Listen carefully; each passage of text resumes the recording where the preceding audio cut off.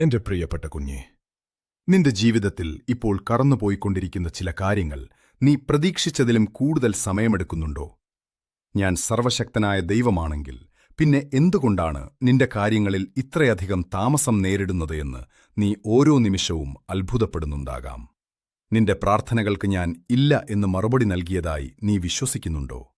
എന്റെ കുഞ്ഞേ, ചിലപ്പോൾ ഞാൻ അങ്ങനെ പറയുന്നുണ്ടാകാം. വിശുദ്ധ ഗ്രന്ഥത്തിലെ ദാവീദ് രാജാവിനെ നീ ഒന്ന് സൂക്ഷ്മമായി നോക്കുക.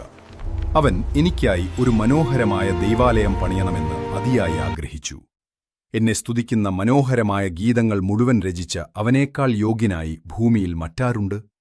താൻ ഹൃദയം കൊണ്ടെഴുതിയ ആ ഗീതങ്ങൾ സൂക്ഷിക്കാൻ ഒരു വിശുദ്ധ മന്ദിരം പണിയുക എന്നത് എത്രയോ മഹത്തായ ആഗ്രഹമായിരുന്നു. ദാവീദ് തന്റെ ആഗ്രഹം പ്രവാചകനോട് പറഞ്ഞപ്പോൾ പ്രവാചകൻ പോലും ആവേശത്തോടെ പറഞ്ഞു, ദാവീദേ, നീ ധൈര്യമായി മുന്നോട്ടു പോകുക, നിന്റെ ഹൃദയത്തിലുള്ളത് ദൈവം കാണുന്നുണ്ട് എന്ന്.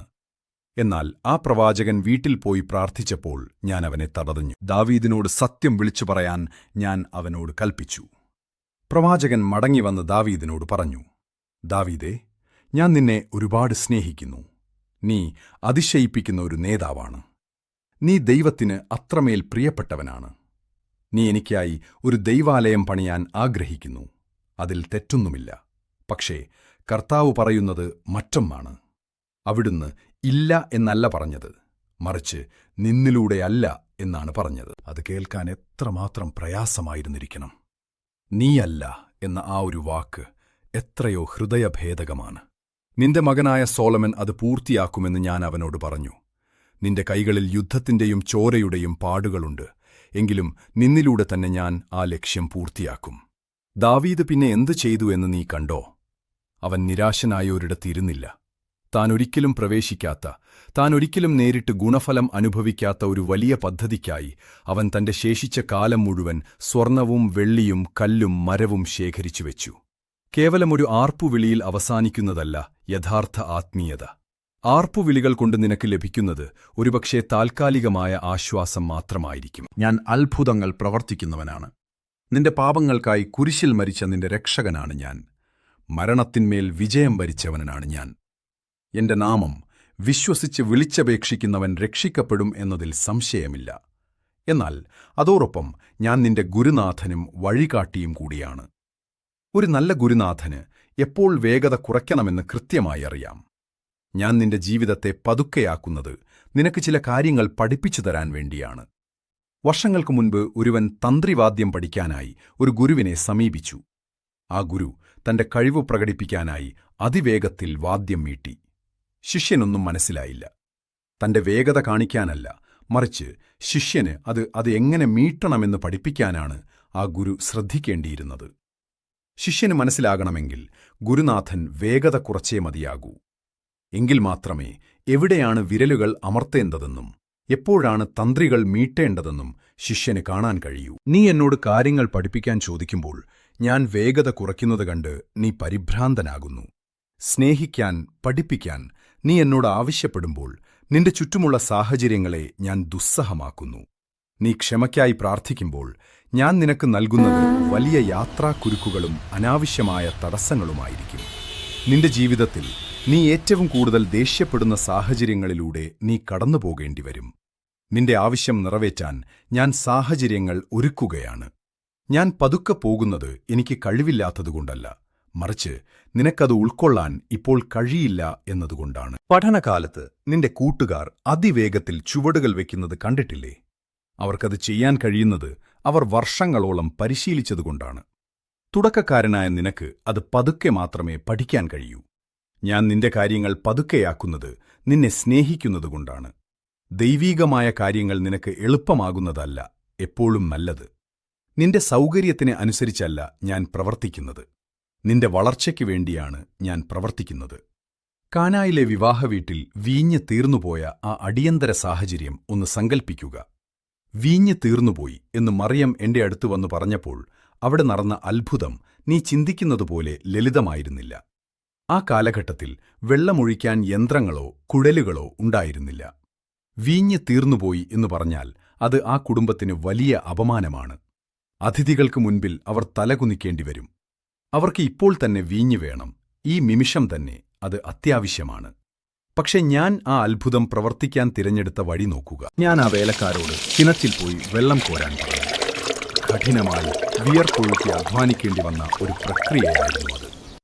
വഴികാട്ടി, വീഞ്ഞ് തീർന്നുപോയി എന്ന് പറഞ്ഞപ്പോൾ എന്തിനാണ് ഇത്രയും വെള്ളം കോരുന്നത് എന്ന് ആ വേലക്കാർ ഉള്ളിൽ ചിന്തിച്ചിരിക്കാം. അവർ അവരുടെ ബുദ്ധി കൊണ്ട് കണക്കുകൂട്ടാൻ ശ്രമിച്ചു. ഇതിനെയാണ് മാനുഷികമായ കണക്കുകൂട്ടലുകൾ എന്ന് പറയുന്നത്. നിങ്ങളെപ്പോഴും സമയത്തെക്കുറിച്ചും കഴിഞ്ഞുപോയ വർഷങ്ങളെക്കുറിച്ചും നിങ്ങളുടെ പരിമിതികളെക്കുറിച്ചും ഓർത്ത് കണക്കുകൂട്ടുന്നു. എന്റെ കണക്കുകൂട്ടലുകൾ മറ്റൊന്നാണ്. 5 അപ്പവും 2 മീനും കൊണ്ട് 5000 പേരെ ഊട്ടിയ എന്റെ മുൻപിൽ നിന്റെ കുറവുകൾക്ക് സ്ഥാനമില്ല. നീ നിന്റെ ബുദ്ധിയിൽ വിശ്വസിക്കുകയാണെങ്കിൽ നീ ഈ പോരാട്ടത്തിൽ ഒറ്റയ്ക്കായിരിക്കും. എന്നാൽ നീ ഞാൻ പറയുന്നത് കേൾക്കാൻ തയ്യാറായാൽ നിനക്ക് പുറമേ നിന്നുള്ള യാതൊരു സഹായവുമില്ലാതെ തന്നെ നിന്റെ ഉള്ളിൽ നിന്നും അത്ഭുതങ്ങൾ പുറപ്പെടും. മറിയം എന്റെ സാന്നിധ്യമുണർത്തിയപ്പോൾ കാര്യങ്ങൾ മാറിമറിഞ്ഞു. എന്റെ സമയമായിട്ടില്ല എന്ന് ഞാൻ പറഞ്ഞത് എന്റെ മരണത്തെക്കുറിച്ചായിരുന്നു. എങ്കിലും അവിടെ ഒരു മാറ്റം ആവശ്യമായിരുന്നു. മറിയം പറഞ്ഞു, അവൻ നിങ്ങളോട് പറയുന്നതെന്തോ അത് ചെയ്യുവിൻ. നിനക്കധികമൊന്നും അറിയേണ്ടതില്ല. അടുത്ത നിമിഷം ഞാൻ പറയുന്നതെന്താണോ അത് ചെയ്യാൻ നീ തയ്യാറാണോ? എങ്കിൽ നിന്റെ ജീവിതത്തിലെ ശൂന്യത അവസാനിക്കാൻ പോകുകയാണ്. ആ വേലക്കാർ 30 ഗാലൻ വെള്ളം കൊള്ളുന്ന വലിയ കൽഭരണികൾ നിറയ്ക്കണമായിരുന്നു. ഓരോ തവണയും ചെറിയ പാത്രവുമായി ദൂരെയുള്ള കിണറ്റിൽ പോയി വെള്ളം കോരി വരണമായിരുന്നു. ഇതെത്രമാത്രം അർത്ഥശൂന്യമായ കാര്യമാണെന്ന് അവർക്ക് തോന്നിക്കാണും. ഞാൻ ആ കിണറിനെ മുഴുവനായി അനുഗ്രഹിച്ചിരുന്നെങ്കിൽ അവർക്ക് ജോലി എളുപ്പമായേനെ. പക്ഷേ എന്തിനാണ് ഞാൻ അവരെക്കൊണ്ട് ഇത്രയധികം അധ്വാനിപ്പിച്ചത്? നീ നിന്റെ ജീവിതത്തിൽ പൊരുതുന്ന ഓരോ നിമിഷവും ഞാൻ കാണുന്നുണ്ട്. ഇപ്പോൾ നീ ചെയ്യുന്ന കാര്യങ്ങൾ പ്രയോജനമില്ലാത്തതാണെന്ന് നിനക്ക് തോന്നുന്നുണ്ടാകാം. ആ ഭരണികൾ വായ്വട്ടം വരെ നിറയ്ക്കാൻ ഞാൻ അവരോട് പറഞ്ഞു. 1ാമത്തെ ഭരണി നിറഞ്ഞപ്പോൾ ആ വേലക്കാർ ചിന്തിച്ചിട്ടുണ്ടാകും, ഇത് കൊണ്ടുപോയി അതിഥികൾക്ക് നൽകിക്കൂടെ? ആളുകൾ ബഹളം വയ്ക്കുകയാണല്ലോ. ഞാൻ പറഞ്ഞു, അരുത്, അടുത്തത് നിറയ്ക്കുക. നീ വെള്ളമൊഴിക്കുമ്പോൾ അത് വെള്ളം തന്നെയായിരിക്കും. എത്ര ഒഴിച്ചാലും അത് വീഞ്ഞാകില്ല എന്ന് നിന്റെ യുക്തി പറയും. അവിടെ മുന്തിരിപ്പഴങ്ങളില്ല, സാഹചര്യങ്ങളൊന്നും അനുകൂലമല്ല. ആ വേലക്കാർ വിയർക്കുന്നു, തളരുന്നു. യേശുവേ, ഒന്നും സംഭവിക്കുന്നില്ലല്ലോ എന്ന് അവർ പിറുപിറുക്കുന്നുണ്ടാകാം. 2ാമത്തെ ഭരണിയും നിറഞ്ഞു, മാറ്റമൊന്നുമില്ല. 3ഉം 4ഉം 5ഉം നിറഞ്ഞു, എന്നിട്ടും അത് വെള്ളം തന്നെ. 6ാമത്തെ ഭരണി വായ്വട്ടം വരെ നിറഞ്ഞുകഴിഞ്ഞ് അതിൽ നിന്നും വെള്ളം കോരിയെടുത്ത ആ നിമിഷത്തിലാണ് അത് വീഞ്ഞായി മാറിയത്. എന്തിനാണ് എല്ലാ ഭരണികളും നിറയ്ക്കാൻ ഞാൻ കാത്തുനിന്നത്? എന്തുകൊണ്ടാണ് ഞാൻ പെട്ടെന്നൊരു അത്ഭുതം പ്രവർത്തിക്കാത്തത്? നീ നിന്റെ ജീവിതത്തിൽ അധ്വാനിച്ചും മടുക്കുന്ന ആ നിമിഷത്തിനായി ഞാൻ കാത്തിരിക്കുകയാണ്. നീ നിന്റെ കഴിവിൽ വിശ്വസിക്കുന്നത് പൂർണ്ണമായും നിർത്തി എന്റെ കൃപയിൽ മാത്രം ആശ്രയിക്കുന്ന ആ നിമിഷം. നീ ഓരോ തവണയും ആ പാപത്രം കോരി ഒഴിക്കുമ്പോൾ നിന്റെ കണ്ണുകൾക്ക് കാണാൻ കഴിയാത്ത ഒരു മാറ്റം നിന്റെ ഉള്ളിൽ സംഭവിക്കുന്നുണ്ട്. നിന്റെ വിശ്വാസം ബലപ്പെടുകയാണ്. നിന്റെ ഉള്ളിലെ കരുത്ത് വർദ്ധിക്കുകയാണ്. നിനക്ക് ലഭിക്കാൻ പോകുന്ന വലിയ അനുഗ്രഹത്തെ താങ്ങാൻ നിന്റെ ഹൃദയത്തെ ഞാൻ ഓരോ തുള്ളി വെള്ളത്തിലൂടെയും പാകപ്പെടുത്തുകയാണ്. നിനക്ക് ജീവിതത്തിൽ ലഭിച്ച തടസ്സങ്ങൾ വെറും തള്ളിക്കളയലുകളല്ല, മറിച്ച് നീ ആ അനുഗ്രഹം സ്വീകരിക്കാൻ തയ്യാറായിരുന്നില്ല എന്നതാണ് സത്യം. നീ ആ പാത്രം വീണ്ടും നിറയ്ക്കുക. ഒന്നും സംഭവിക്കുന്നില്ല എന്ന് തോന്നുമ്പോഴും നീ അധ്വാനിക്കുക. വായ്വട്ടം വരെ നിറഞ്ഞുകഴിയുമ്പോൾ നിന്റെ ജീവിതത്തിലെ സാധാരണമായ വെള്ളം ഏറ്റവും വിശിഷ്ടമായ വീഞ്ഞായി മാറും. നിന്റെ അപമാനം വലിയ ബഹുമാനമായി മാറും. നിന്റെ കാത്തിരിപ്പ് ഒരിക്കലും വൃഥാവിലാകില്ല. നിന്റെ ഭാവി ലോകത്തിന്റെ ശക്തികളിലല്ല, മറിച്ച് എന്റെ കൈകളിൽ സുരക്ഷിതമാണ്. നീ വൈകിപ്പോയി എന്ന് ലോകം പരിഹസിക്കുമ്പോൾ നീ കൃത്യസമയത്താണ് എന്ന് ഞാൻ നിന്നോട് പറയുന്നു. നിന്റെ കണ്ണുനീർ സന്തോഷത്തിന്റെ സംഗീതമായി മാറും. നിന്റെ നഷ്ടങ്ങൾ ലാഭമായി മാറുന്ന സമയം ഇതാ വന്നെത്തിയിരിക്കുന്നു. ഭയപ്പെടേണ്ട, നിന്റെ ചുവടുകളിൽ ഞാൻ വെളിച്ചമായിരിക്കും. നിന്റെ അത്ഭുതം ഇതിനോടകം തന്നെ തുളങ്ങിക്കഴിഞ്ഞു. ഞാൻ നിന്റെ കൂടെയുണ്ട്.